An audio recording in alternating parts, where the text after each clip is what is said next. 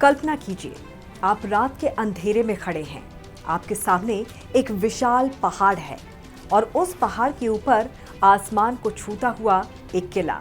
उसकी दीवारें इतनी ऊंची कि नीचे खड़े होकर गर्दन पीछे करनी पड़े। हवा इतनी तेज कि लगता है जैसे कोई कान के पास आकर कुछ फुसफुसा रहा हो। लेकिन इस किले में सबसे डरावनी चीज उसकी ऊंची दीवारें नहीं है।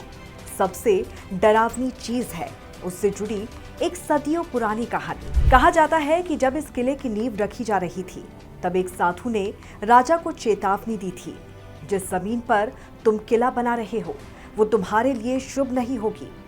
राजा ने चेतावनी नहीं मानी और फिर कहा जाता है उस साधु ने ऐसा श्राप दिया जिसकी कहानी आज भी मेहरानगढ़ की दीवारों के साथ सुनाई जाती है।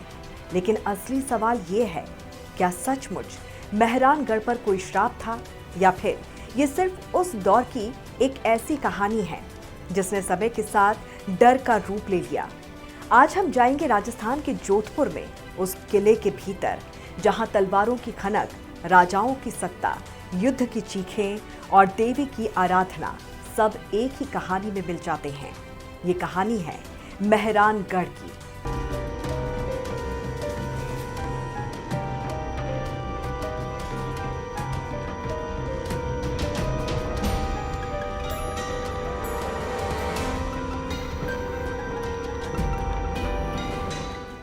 नमस्कार, आपके साथ मैं हूं अंकिता।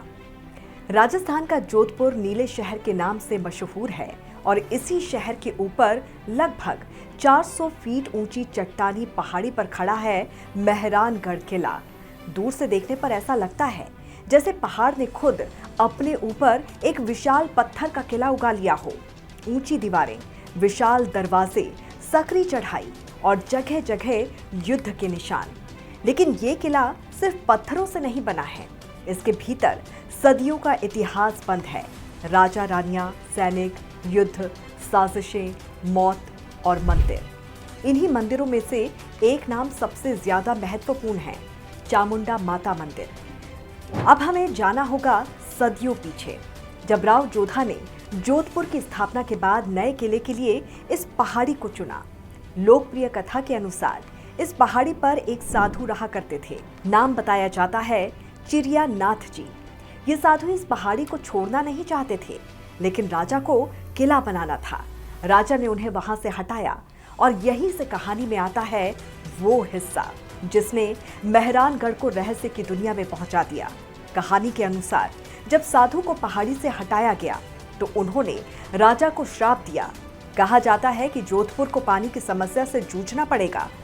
अब ध्यान दीजिए, राजस्थान का रेगिस्तान, पानी पहले से ही सबसे बड़ी चुनौती और उसके बीच एक विशाल किला।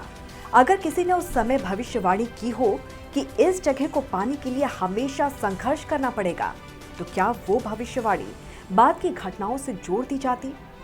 शायद। लेकिन लोक कथा कहती है श्राप दिया गया था और कहानी यही खत्म नहीं होती। कहा जाता है राजा ने श्राप से बचने के लिए एक और रास्ता निकाला। अब कहानी का सबसे भयावह हिस्सा आता है। लोक कथा के अनुसार किले की नींव मजबूत करने और श्राप से बचने के लिए एक व्यक्ति को जीवित ही नींव में दफन किए जाने की कहानी कही जाती है। उसका नाम राजा राम मेघवाल बताया जाता है। कहा जाता है कि उसे आश्वासन दिया गया था कि उसके परिवार की देखभाल की जाएगी। लेकिन सोचिए, एक इंसान अपने सामने बनते हुए किले को देख रहा है। उसे पता है कि अब उसकी दुनिया खत्म होने वाली है। ऊपर पत्थर रखे जा रहे हैं, आवाजें दूर होती जा रही हैं, रोशनी कम हो रही है और फिर अंधेरा, पूर्ण अंधेरा। अगर ये कहानी सच थी तो उस इंसान ने आखिरी बार क्या सोचा होगा? अपने परिवार के बारे में, अपने बच्चों के बारे में, या उस राजा के बारे में जिसके किले के लिए उसकी जान ले ली गई? लेकिन यहाँ फिर वही सवाल है, क्या ये इतिहास है या सदियों पुरानी लोक कथा? इसका प्रमाण निर्णायक रूप से स्थापित नहीं है, लेकिन कहानी आज भी कही जाती है और यही इसे डरावना बनाती है। अब कल्पना कीजिए, आप मेहरानगढ़ की ऊंची दीवार पर खड़े हैं। नीचे जोधपुर का पूरा शहर दिखाई देता है। दिन में ये दृश्य बेहद खूबसूरत है, लेकिन रात में यही ऊंचाई डर पैदा करती है। हवा दीवारों से टकराती है, किले के गलियारों में आवाज गूंजती है। कहीं कोई दरवाजा बंद होता है तो लगता है जैसे कोई पीछे से आया हो, और अगर उसी समय किसी पुराने सैनिक की कहानी आपके दिमाग में चल रही हो तो पत्थरों की हर आवाज किसी कदम की आहट लग सकती है। लेकिन मेहरानगढ़ की कहानी सिर्फ श्राप की नहीं है। इस किले की आध्यात्मिक पहचान में चामुंडा माता मंदिर का विशेष महत्व है। राव जोधा ने चामुंडा माता की प्रतिमा को किले में स्थापित करवाया था। तभी से देवी जोधपुर के राज परिवार और लोगों की आस्था का महत्वपूर्ण केंद्र बनी हुई है।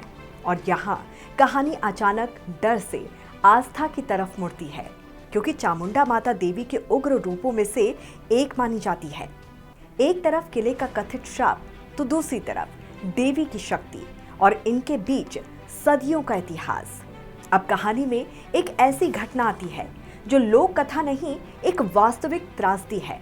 8 सितंबर 2008 चामुंडा देवी मंदिर में बड़ी संख्या में श्रद्धालु मौजूद थे।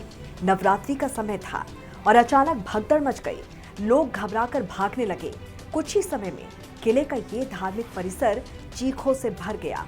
इस हादसे में 200 से ज्यादा लोगों की मौत हुई और बड़ी संख्या में लोग घायल हुए।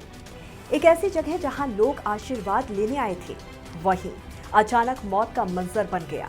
इस घटना ने पूरे देश को हिला दिया और इसके बाद पुरानी श्राप की कहानी फिर लोगों की चर्चाओं में आने लगी। लोग पूछने लगे, क्या वही श्राप था? लेकिन क्या किसी दुर्घटना को श्राप का प्रमाण कहा जा सकता है? नहीं। ऐसी घटनाओं के पीछे वास्तविक कारणों की जांच और समझ जरूरी है। लेकिन लोक कथाएं अक्सर त्रासदियों को अपने पुराने किस्सों से जोड़ देती हैं। अब वापस लौटते हैं उस किले में जहां दिन में पर्यटक घूमते हैं और कैमरे चलते हैं, गाइड इतिहास बताते हैं, लेकिन रात में जब पर्यटक चले जाते हैं, किले की दीवारें फिर शांत हो जाती हैं।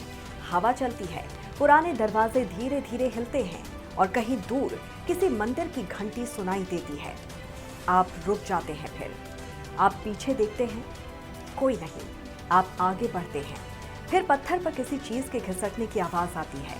आप टॉर्च चलाते हैं, दीवार खाली, फर्श खाली, कुछ नहीं। लेकिन आपको ऐसा लगता है जैसे कोई आपको देख रहा है। मेहरानगढ़ को लेकर कई तरह की डरावनी कहानियां और लोक विश्वास इंटरनेट और स्थानीय चर्चाओं में मिलते हैं, लेकिन किले में आत्माओं की मौजूदगी का कोई वैज्ञानिक प्रमाण नहीं है।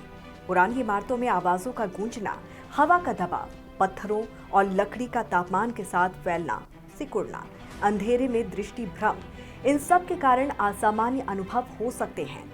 लेकिन रहस्य फिर भी खत्म नहीं होता, क्योंकि सवाल भूत का नहीं, उस कहानी का है जो सदियों से जिंदा है। एक तरफ एक साधु की कहानी, दूसरी तरफ किले की नींव से जुड़ी बलिदान की लोक कथा, फिर राजस्थान का पानी का संकट, फिर चामुंडा माता का मंदिर और 2008 की भयावह भगदड़। इतनी सारी घटनाएं जब एक ही जगह से जुड़ जाती हैं तो इंसान का दिमाग एक कहानी बना लेता है, श्राप। लेकिन क्या सचमुच कोई श्राप था? हम नहीं जानते, और शायद यही इस कहानी की सबसे डरावनी बात है। क्योंकि अगर हम कह दें कि ये सब अंधविश्वास है तो कहानी खत्म, और अगर कह दें कि ये सचमुच श्राप था तो हमारे पास उसका प्रमाण नहीं है। इसीलिए मेहरानगढ़ का रहस्य इन दोनों के बीच कहीं खड़ा है। कहा जाता है कि श्राप पत्थरों में नहीं रहता, वो लोगों की यादों में जिंदा रहता है। एक और घंटी, मेहरानगढ़ की दीवारें आज भी खड़ी हैं। चिड़िया नाथ जी की कहानी भी जिंदा है। राजा राम मेघवाल की लोक कथा भी सुनाई जाती है। चामुंडा माता का मंदिर आज भी आस्था का केंद्र है, और 2008 की वो त्रासदी आज भी लोगों की स्मृति में जिंदा है। तो क्या मेहरानगढ़ सच में श्रापित है, या हम इंसान ही हैं जो हर रहस्य के पीछे एक श्राप तलाश लेते हैं? तो इस पर आपकी क्या राय है, जरूर बताइए। जुड़े रहिए TNP न्यूज के साथ। नमस्कार।